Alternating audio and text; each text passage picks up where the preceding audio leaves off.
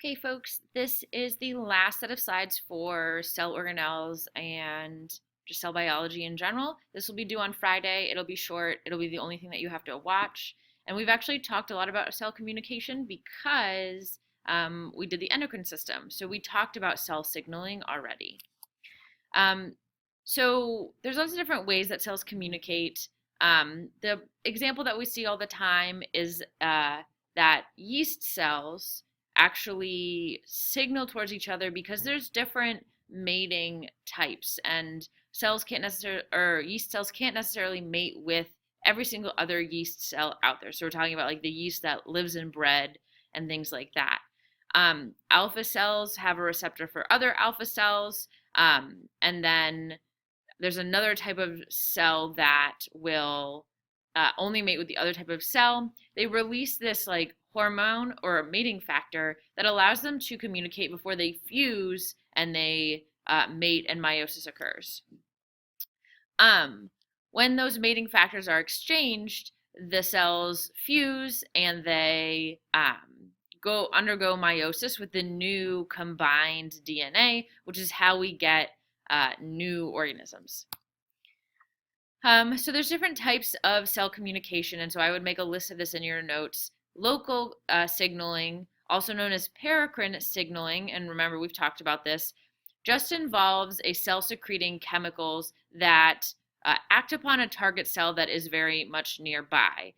It might release something that makes them grow larger or replicate or create more of a certain protein, but it is very close in distance.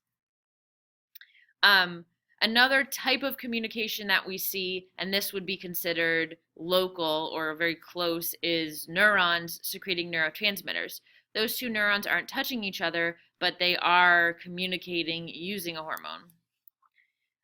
The second type, so that's our local communication, is direct communication. Certain cells are connected either by gap junctions or by tight junctions or by cell-to-cell recognition. All of these involve the physical touching or binding of two cells to create communication. The third type is long distance signaling. We've talked about this with the endocrine system, that the release of hormones from a cell into the bloodstream and then being sent elsewhere is going to be how a lot of hormones are sent, and that is long distance signaling. When we talk about the types of hormones, we've talked about this. Specifically in animals, we see two main types: steroid hormones and modified amino acids or protein hormones. Obviously, again, these two proteins, if you think back to the endocrine system, they have certain properties that either allows them to or does not allow them to cross the membrane. This is the action of the steroid hormone. If we think back, hopefully you can answer this question. Which way does it impact the cell? We know steroid hormones diffuse through the cell membrane and act on the receptor protein that's in the center of the cell. Non-steroid ones are going to bind to either a G receptor protein, tyrosine kinase protein on the outside. This is review: 3 stages of cell signaling: reception, transduction, response. And so this is just an overview of that. Reception, right? There's a bunch of different types, but it involves the hormone binding with the receptor that's on the membrane. Again, we look at the purple is the receptor.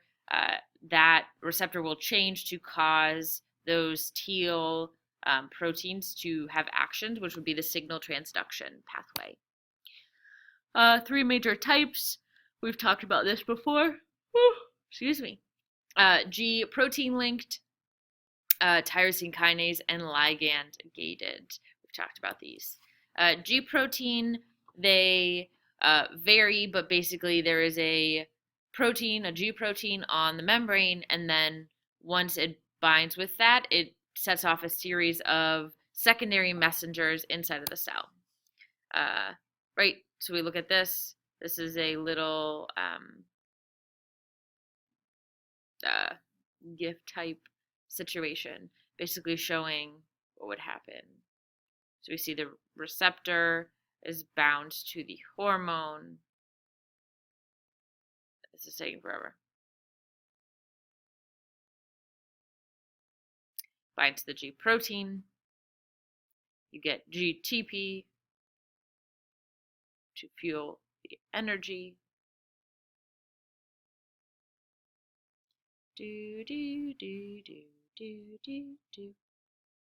So you get your G protein receptor, your actual G protein. It's going to link up with an enzyme, and then it's going to start the pathway, which is that large pink hormone. Tyrosine kinase. We didn't talk about this a lot, but what we need to know about this is it activates more than one signal transduction pathway at the same time. So this is usually used when we require more than one thing to happen at once. So we can see there's two signal molecules, and you can see there's two sides. And what actually happens is they basically the two signal molecules will bind, and those two tyrosine kinase bars essentially will either move towards or away from each other, depending on what's going to happen. And so it has these two working parts that allow two separate things to happen. This one uses ATP and ADP as opposed to GTP to fuel the movement.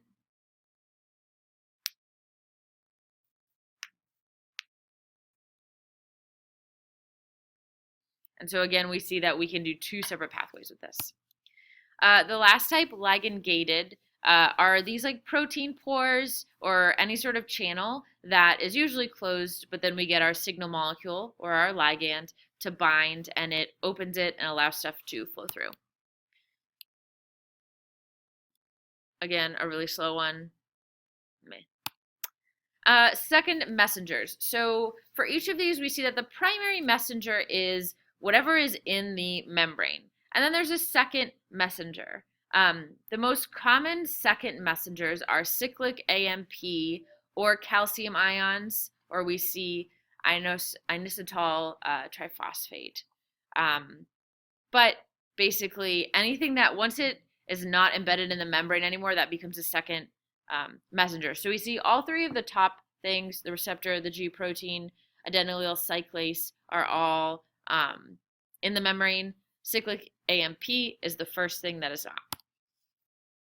Cyclic AMP is actually a derivative of ATP, so it's another form of ATP. It is an enzyme, so it doesn't just hold energy, but it converts or adenylyl cyclase.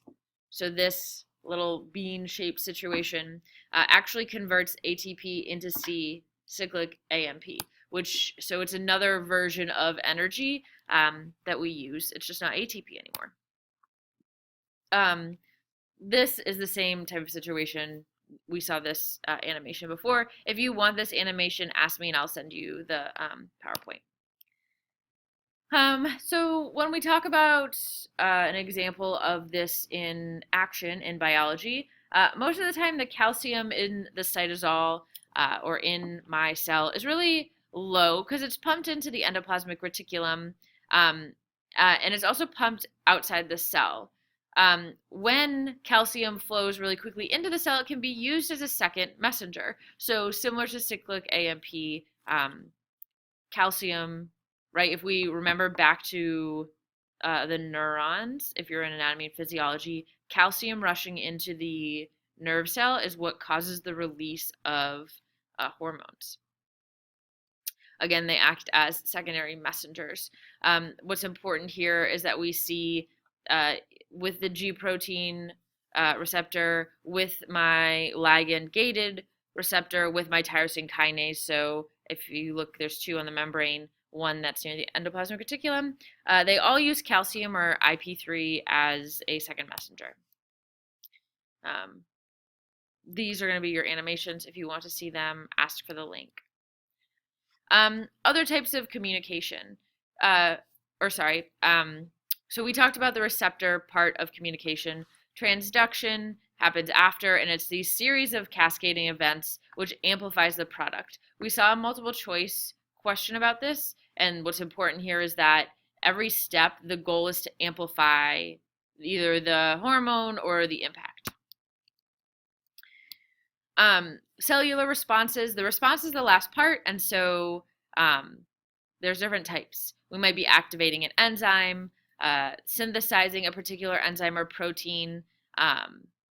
When my secondary messengers are activated, it's generally followed by interacting with a specific enzyme to start another biochemical pathway. So that pathway would be like activating a gene, making an enzyme, making a protein. These are all examples of cellular responses that we might see. There's also signaling in plants.